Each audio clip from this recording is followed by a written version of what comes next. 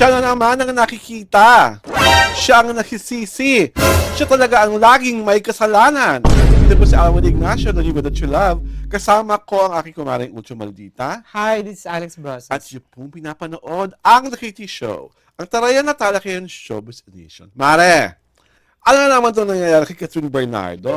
Balitang-balita, tinalakan ng mga netizen dahil sa kanyang pagmamaganda. Ano bang ganap? Kasi di ba, Mm. nag-ano siya dun sa ano, Sa isang event. sa isang event. Mm. So she was asked during the interview, Q&A portion. Mm. May ganun kasing aspeto yung ano event. Kung ano, kasi she's 30 na, di ba? Yes. Oo. So, anong ganap sa buhay niya? Ano yung pagbabago? Sabi niya, before I used to like going out, sabi niya ganyan. Now, parang I just want to be to be in my home, sabi niya ganun. And to do reset. Yun ang word, reset. Oh, talaga lang. Oo, di ba? Okay. So, ano So, when nangyari? it came to to a certain website, hay! Tumalakang netizens! Okay. Talagang wala yatang kumampi sa kanya. Okay. Kaliwat kanan siyang binarag. Anong mga pamabarag? Example number 1. Diyos ko, you're a liar. Okay. Sabi ko, Example number 2. how can you say that? Anders kayo makita ni Mark Alcala going out. Okay. Diba? At anong pinakamagalang nabasa mo? Sample number 3. Napunta na sa IQ and EQ. Oh, ganun na talaga. Oo, gumanon na ang netizens. Bakit naman kasi binigyan ng ganong script si Catherine during the event? Hindi nga daw yun scripted. Spontaneous Kaya nga, ang yun? sabi nga, kaya daw si Catherine never pina-ambush interview Mhm. kasi alam nilang Sasablay. sasablay. Ay. So, reyna pala siya ng sablay. Ayaw ni Evidencel, ng hari ng sablay. Kasi di ba, oo nga naman. Mm. Bakit mo sasabihin ngayon yan when pictures and videos show otherwise? Mm. So, Di ba? kung hindi sila lumalabas ni Mark Alcala, ano yung ginagawa nilang yun? Apparition. Aray ko, Diyos mo santo. Queen Cat, anong tawag sa ginagawa niyo ni Mark? Naglalakad-lakad lang kayo, pero hindi yun sa labas. B, pupunta lang kayo sa mga supermarket at kung ano-ano, pero hindi yun lumalabas. Di ba? At naging ibang bansa kayo, hindi pa rin papaglabas yun, te? Alam mo dyan sa problem with Mm. anong offensement, Katrina? Mm. Kasi, you have all the resources, Mhm. pero hindi ka nagtapos ng pag-aaral. Mm. So, yung yung sense of of reason, Mhm. kakaiba. Oh.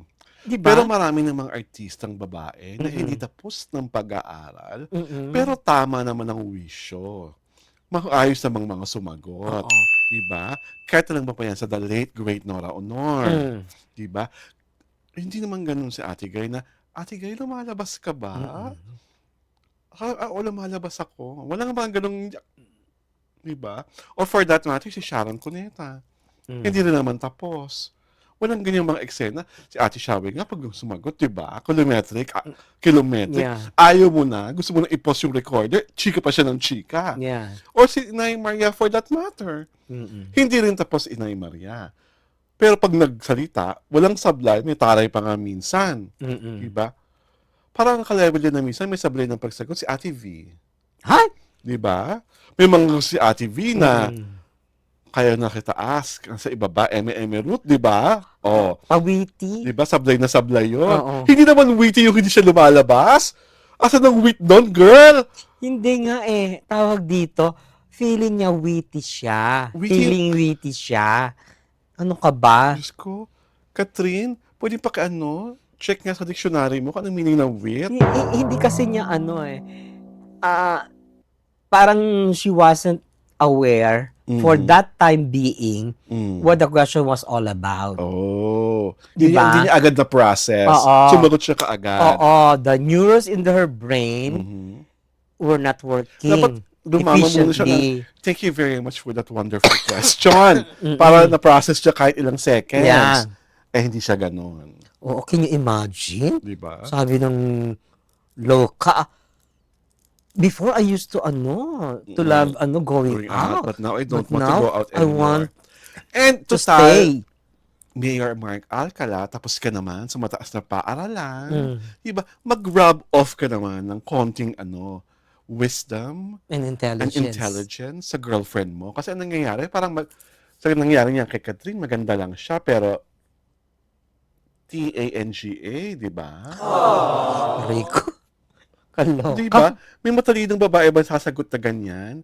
Na here, there, and everywhere, ang mga resibo na lumalabas ka? Mm-mm. So, ano tawag mo doon?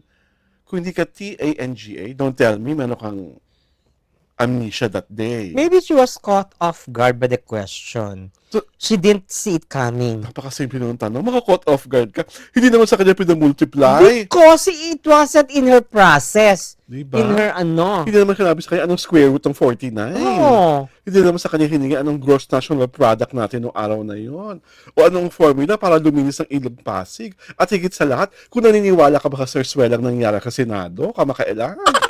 Hindi naman yun ang mga tanong, friend. Eh kasi nga yung thought process niya, siguro gagawin pa lang niya.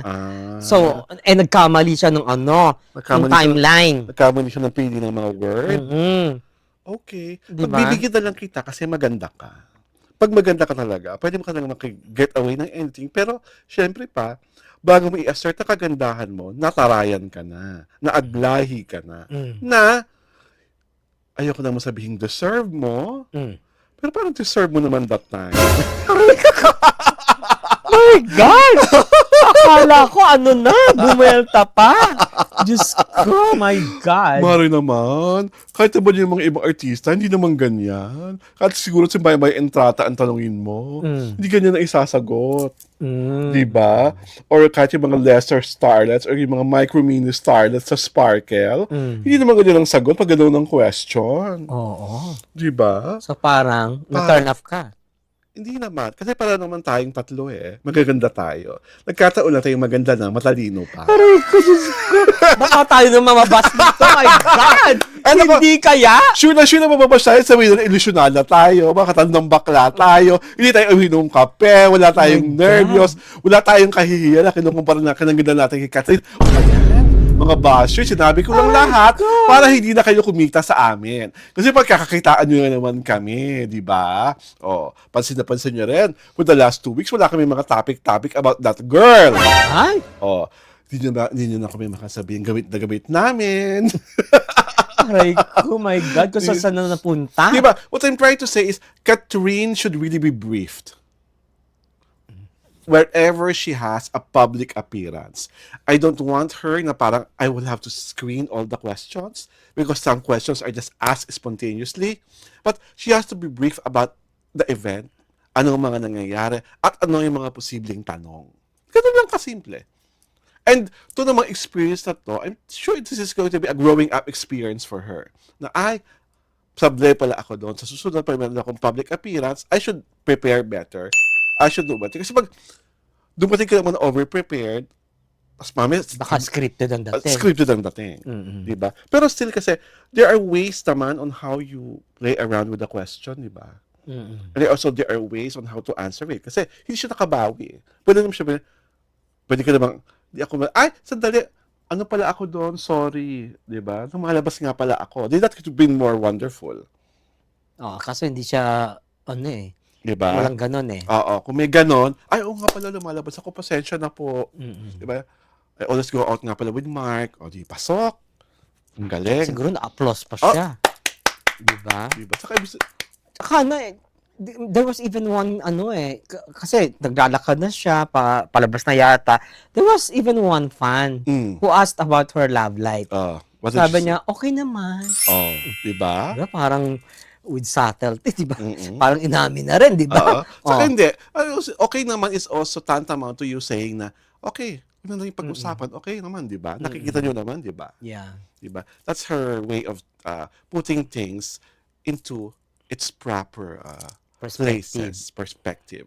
At dahil dyan, iniimbitahan po namin kayong mag-subscribe, sumunod at manood sa The Kitty Show na pinapalabas tuwing Sabado at Linggo alas 4 ng hapon sa Jerry Tirada YouTube channel at sa aming Facebook pagina. Ako po si Alwin Ignacio, ang diva that you love. Kasama ko ang aking kaibigang Ultra Maldita. Hi, this is Alex Brasas. Maraming salamat po sa pagtangkilik sa The Kitty Show. Tarayan at Halakhayang Showbiz Edition. Happy Sunday to all!